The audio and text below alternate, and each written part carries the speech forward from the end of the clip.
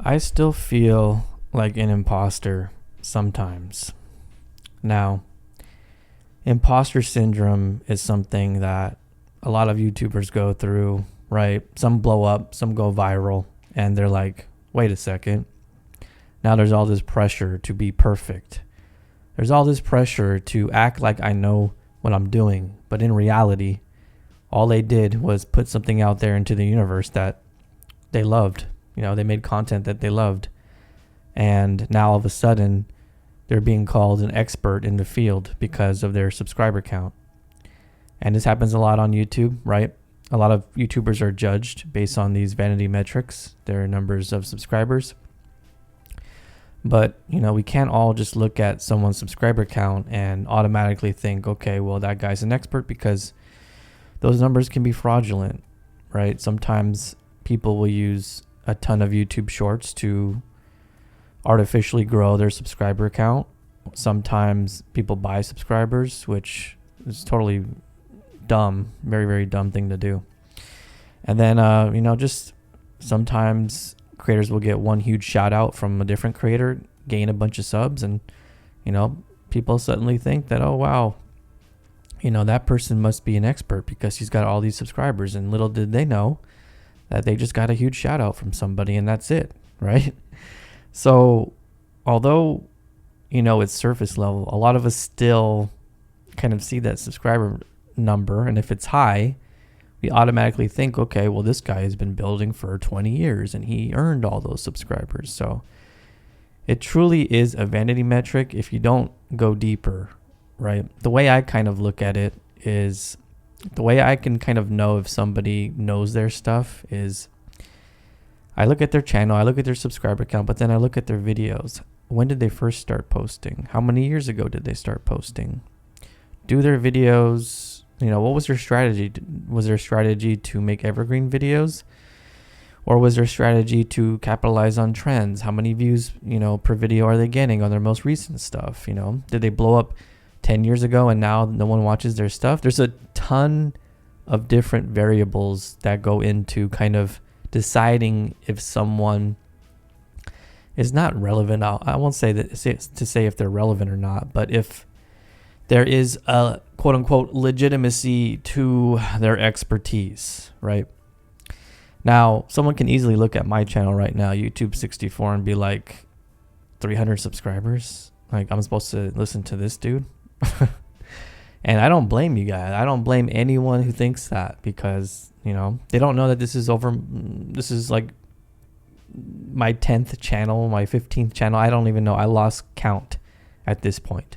They don't know my journey. They just see a new channel pop up, and they're right to ask questions. So I'll let they'll take a look at my channel and be like, okay, well, I see what this guy's doing here. He's kind of trying to brand it, N64 style, and whatever. He's trying to give YouTube advice in a different way. And I will have to earn that trust over time, right? Am I going to be a flash in the pan? Am I going to be somebody who stops uploading? Or will I still be uploading a year from now, right?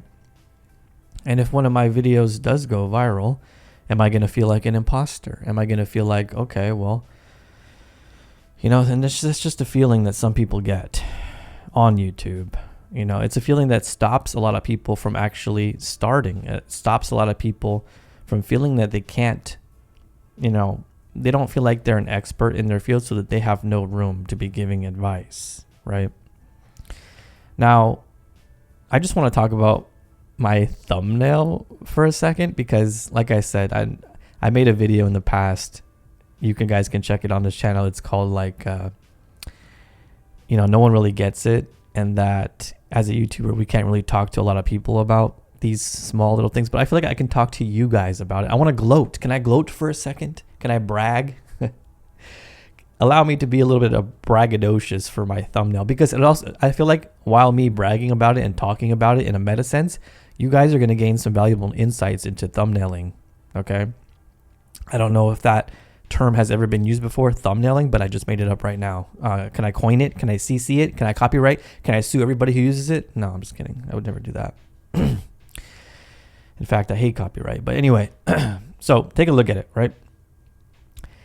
Of course, when I thought imposter syndrome, I started to formulate ideas. I was like, okay, well, what N64 game could I use that kind of symbolizes being an imposter, right?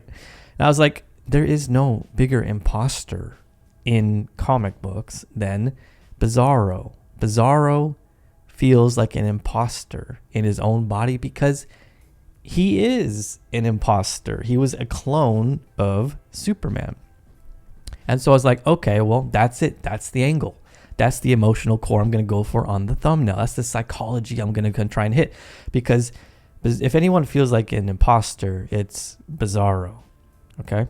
And so I thought, okay, well, let me check if Bizarro was actually in the Adventures of Superman, on the 64. And guys, it turns out he was cut content. He did not make the final game, which adds extra layers to this thumbnail because he feels like an imposter because he wasn't even in the game. All right, so that's another angle to him feeling like an imposter. He was just a freakishly man-made clone creation that didn't even make the final game, yet we still have his model. And you guys can see I clearly put him on the thumbnail here. Now, another angle to this thumbnail is look at the Superman looking at the mirror. He believes he's Superman, right? He believes that he's this all-righteous hero who's saving cats from trees and helping grandmas cross the street. But when he looks at his reflection in the mirror, he sees who he truly is. He sees his true reflection, and he sees that he's an imposter. I love it. I love it. Also, guys, Bizarro's not supposed to be in the Fortress of Solitude. So he's literally an imposter to that home. That's Superman's home. That's Clark Kent's home. That's not Bizarro's home. So he feels like an imposter in that home. I could go on. All right, I think I'm done. I think that's all the meta layers of this thumbnail. And then also, like, guys, I could have wrote on this thumbnail just a big imposter, right? And people probably would have got the concept more, but I was like, what else could I write here? Because I don't want to copy the same word on my thumbnail that I'm going to put in my title. That's another thing. If you guys are titling, right, sometimes it's not always the best idea to repeat words. So like, for example, and I'll give you guys a real life example, and I hope it helps you guys when coming up with thumbnails and titles. On one of my previous videos, I titled it, Are you too old to start YouTube?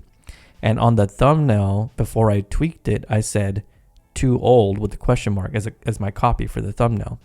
Now, yes, this might grab somebody at first glance thinking, oh, am I too old? But that real estate was already being used for the title, and why just duplicate the message, right? So for the title, I changed to out of time, right?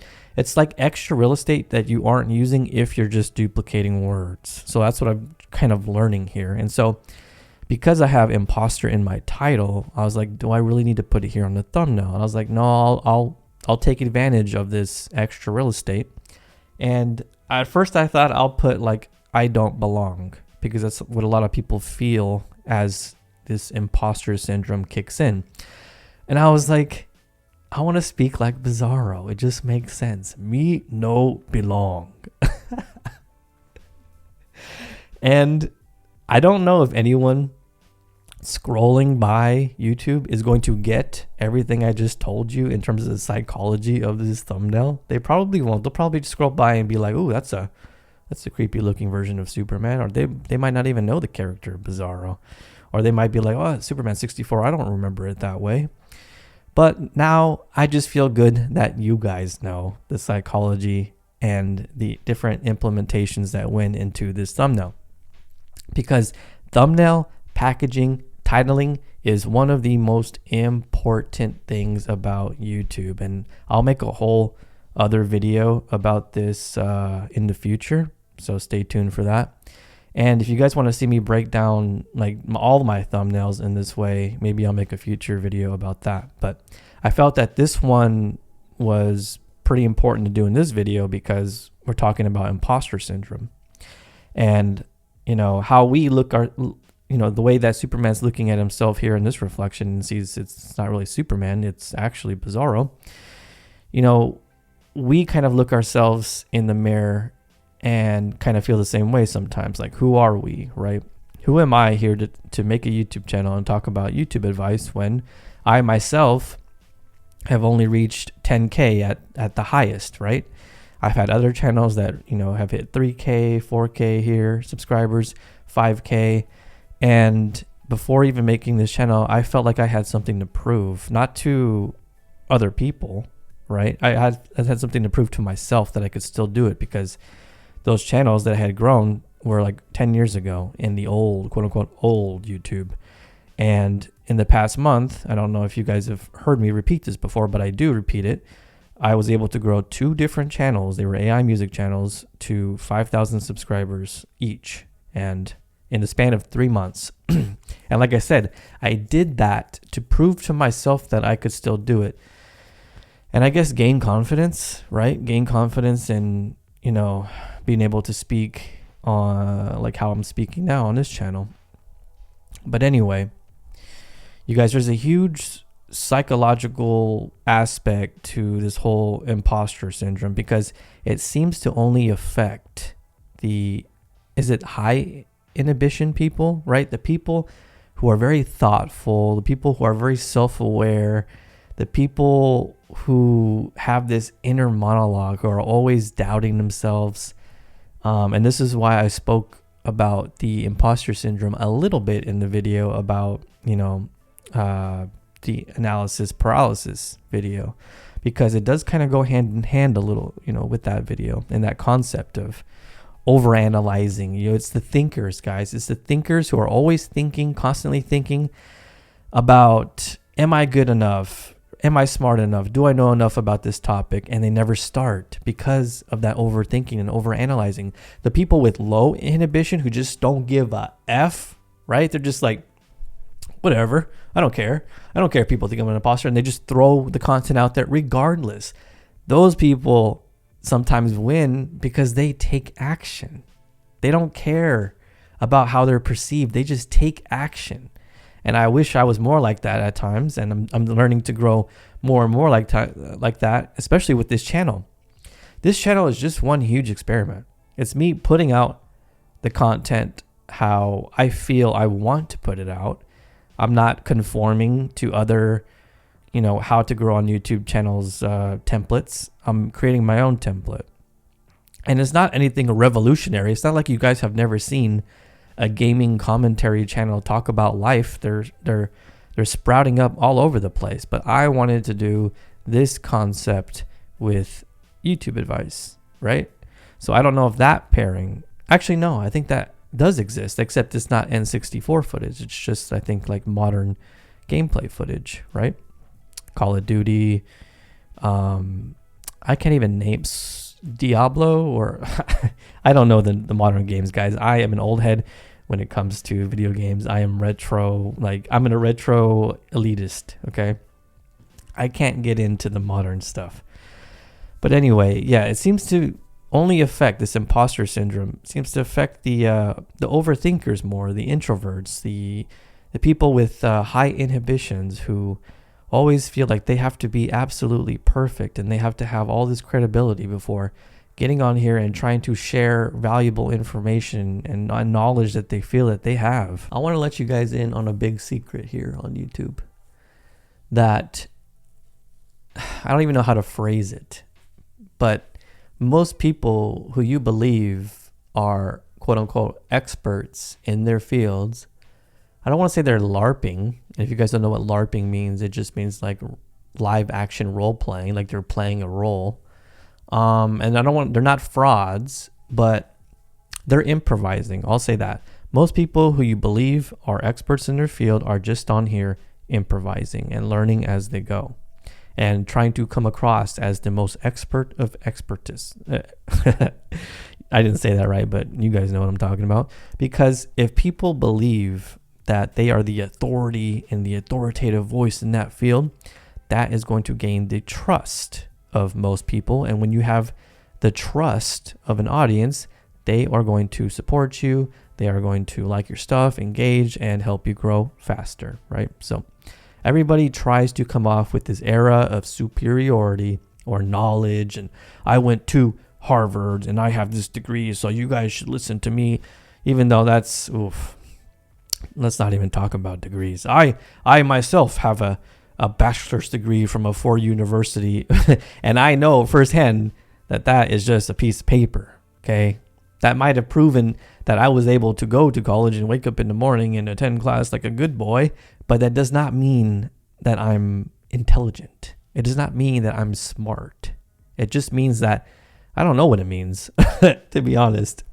But yeah, so these Ivy League doctorates, whatever, they're just pieces of paper, okay? And they don't give you extra credibility instantly, in my eyes anyway. You guys might think the opposite. You guys might think, oh, well, this person, is an expert because he went here, he did this. But anyway, so yeah, guys, most creators here, I'm telling you, it's all improvisation, right? We're improvising as we go. And, even successful creators are experimenting constantly. All these YouTube gurus that you guys might have watched, no one fully understands YouTube. And I don't think no one can fully understand YouTube and give, the best YouTube advice, because YouTube is a constantly evolving platform. YouTube is constantly changing. And the fact that there is no blanket advice that is going to work for every creator, because every creator's journey and direction is going to be different. They're going to need unique, tailored advice. Now, that's not to say that the basics, like make cool titles, make cool thumbnails. How many times do you need to hear that though? I bet you that, and that's why a lot of these one-on-one coaches, and that's why a lot of these people who just start out on YouTube, they pay for these coaching calls, because they want someone who they believe is knowledgeable about the subject to look at their specific channel and give them tailored, specific advice, because that's the only thing that's going to help these new creators out who have no idea what direction to go, what strategy to use. If these creators who are just starting out just use the basic, YouTube advice of upload, stay consistent, have good thumbnails, make good engaging videos, then they're just going to have to find out on their own the hard way, and it might take them over 10 years like it took me. But anyway, guys, if you guys are suffering from this imposter syndrome where you feel like you don't have enough value to offer because of your credentials, or you're afraid of the way people might perceive you as some type of fraud, it's never going to disappear. The only way to actually defeat imposter syndrome is to create despite it, right? Push through it. Confidence is not certainty or perfection or knowing everything. Confidence is continuing anyway. Most creators don't become confident at first, guys.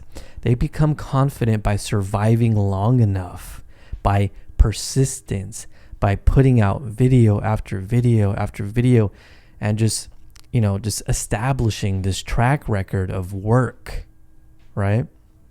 And learning along the way. The more confidence you build, the more uploading you do, the better your videos do or whatever, the more confidence you're going to gain, and the less and less you're going to feel like some sort of imposter on YouTube, okay?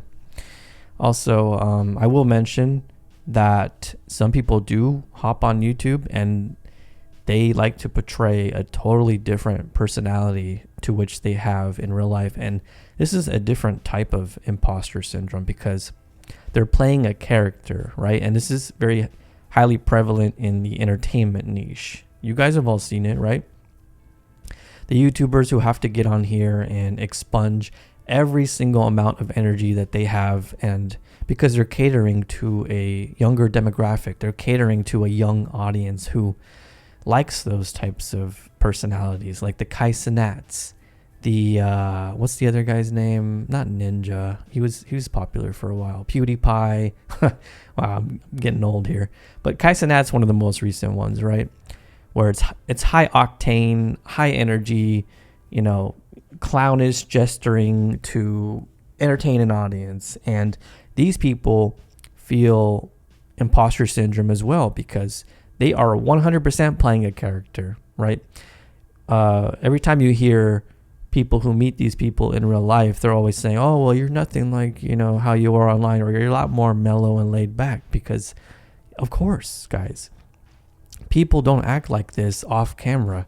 A lot of them turn on the WWE, they turn on this gimmick, this persona, in order to entertain the masses, and there's nothing wrong with that. But these people also feel a sense of imposter syndrome when people meet them in real life because they know that they are playing a character. They are the Bizarro. And why do they continue to do it? Because YouTube rewards it. YouTube likes over-the-top personalities. YouTube likes the flamboyant, high-energy personalities because it gets the kids watching. It gets the teens watching. It gets the audience there. It keeps them engaged. It keeps them entertained. But at the end of the day, you need to decide, do you want to start YouTube to be yourself and broadcast yourself? Or do you want to start YouTube to be a different character, to play a different character? And this is a decision that you're going to have to make when you start. Now, you might be asking, well, what about you? Are you playing a different character, or is this how you are in real life? And I'm telling you right now, this is how I am in real life. I might be turning up the notch a little bit. And I'm going to compare it to wrestling. The best wrestling personalities was just an extension of that person's own personality. Look at Stone Cold Steve Austin. Look at The Rock. Stone Cold Steve Austin, that's how he is. All he did for wrestling was just turn up the dial a little bit on his personality, and boom, magic. The Rock was always an arrogant asshole, okay? And when he got big, all he did was turn up the dial a little bit on his own personality, and he blew up, right? Like, literally, you don't have to get on here and be a completely different person, but just turn up the dial a little bit on, your personality, and boom. If you want to, kind of entertain, or, you feel like you're a little bit too monotone, but this is YouTube. Broadcast yourself. So keep in mind, guys, you don't need permission to create. You don't need credentials to upload. Nobody fully knows what they're doing here, including myself. So feeling like an imposter doesn't mean you don't belong. It just means you care.